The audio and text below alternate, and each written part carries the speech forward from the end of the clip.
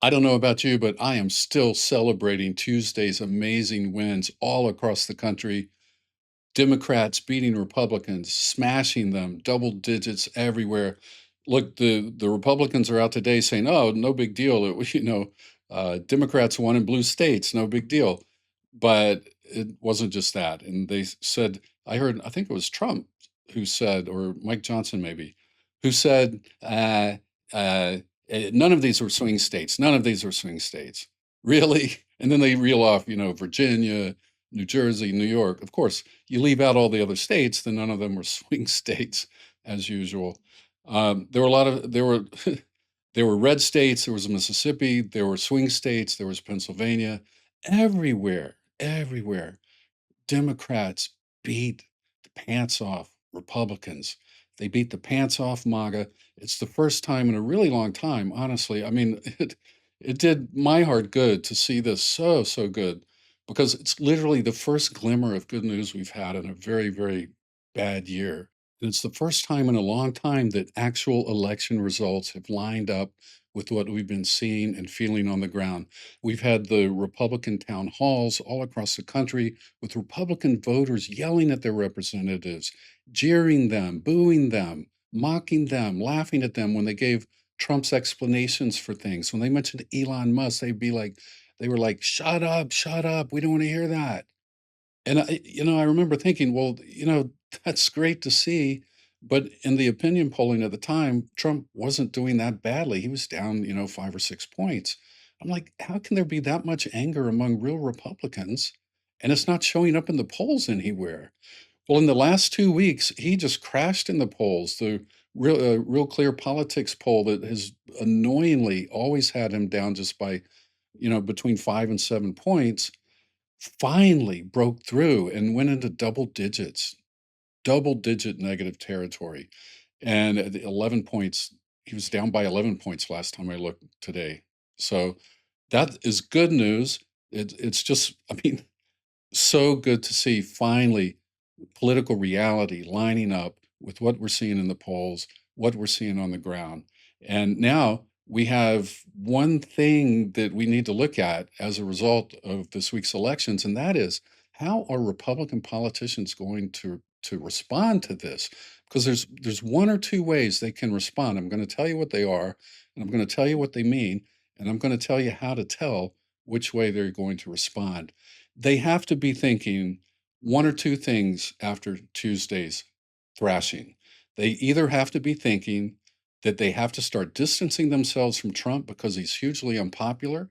And if they keep their wagons hitched to him, they're going down. They're either thinking that or they're thinking this. They're thinking Trump is hugely unpopular in America, but we have a majority right now in the House and Senate, and we have a president a president in the White House. So let's overturn the filibuster and let's change our laws and I don't know, whatever, make it legal for him to run again or throw sand into the works, whatever they might be thinking. Okay. Or if they don't want him to run, maybe they don't even want Trump to run because he's too old or he's senile or whatever. Maybe some of them wanted their shot at being president finally, right? You'd think some of them would want that. But if they get rid of the filibuster, they'll still have almost a whole year in which they could wreak all kinds of havoc that could make things much more difficult for Democrats next year. So let's watch them very closely. We're going to have to watch them very closely over the next few weeks and see how they react in the aftermath of this week's elections. If they stay, here's the thing, if they stay as tight with Trump as ever, that means they're thinking something sinister. But if you see them start to slightly distance themselves from the president over the next few weeks, that would be a really good sign. That would be a good sign that they believe Democrats would still maybe be able to win next year. And if they're thinking that Democrats might be able to win, that's a good sign. Uh, Meaning they won't be able to put significant obstacles in their way and they know it. So that would be a really good sign. But if they don't let any daylight come between them and the president, to me, that's a sign that they believe that an unrestrained House and Senate can throw or will be able to throw so much gunk into the works that it would make it very difficult for Democrats to win anything next year. So here are some things they could do very quickly if they threw out a Senate filibuster, you might be thinking, well, what could they do?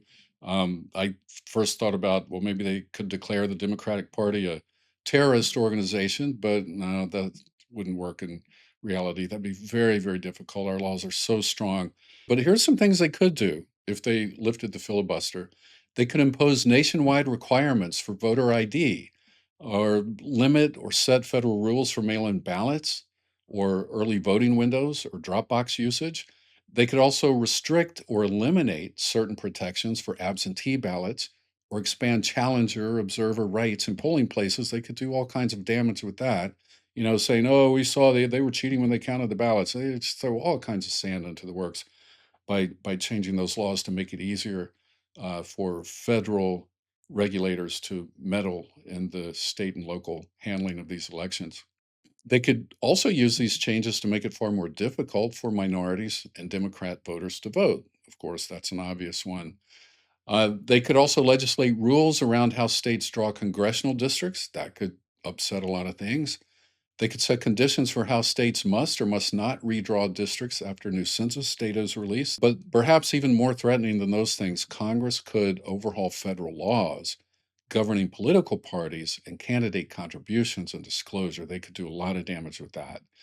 For example, it could redefine what constitutes a political party or influence the rules around independent expenditures. They could do a lot of damage with that. So if they did that type of thing, that could shift resources toward Republicans and make it a lot harder for Democrats to raise funds. But more ominously, Congress could alter laws that allow the president or the federal government to intervene under emergency or national security rationales. Think about that. But, I think we can get a sense of how strongly Republicans in Congress believe these things might happen by watching how closely they associate themselves with Trump or how much they distance themselves from him. If they distance themselves from him, even in very subtle and barely perceptible ways, like you may have to look really closely to see it, but that'll be a sign that they don't think these things are likely to happen. So, what we want to look for, we want to see signs that they are, even in very subtle ways, starting to distance themselves from the president. If they uh, put some distance between themselves and the president. And one thing that'll do that is if they continue to insist that they won't overturn the filibuster, something they haven't done up until now, and that they've resisted doing up until now. If they continue to do that, then we can all breathe a little easier because by not doing that, that'll prevent them from doing a lot of things that would be very easy to do if they did do it. They would, you know, throw a lot of damage into the works.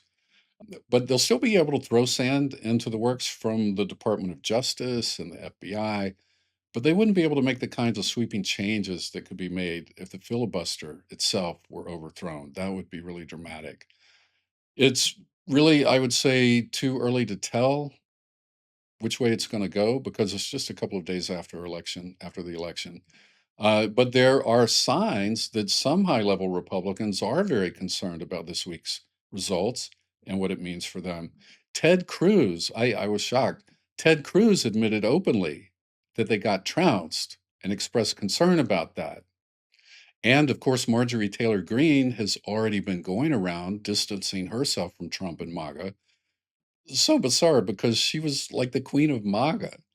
But this is a movement that eats its own. So I guess it should be no surprise. Also, and again, this is surprising, but Ted Cruz he said he doesn't want to get rid of the filibuster. And he even said that he doesn't want to get rid of it because if Democrats take power again, they'll use it against Republicans.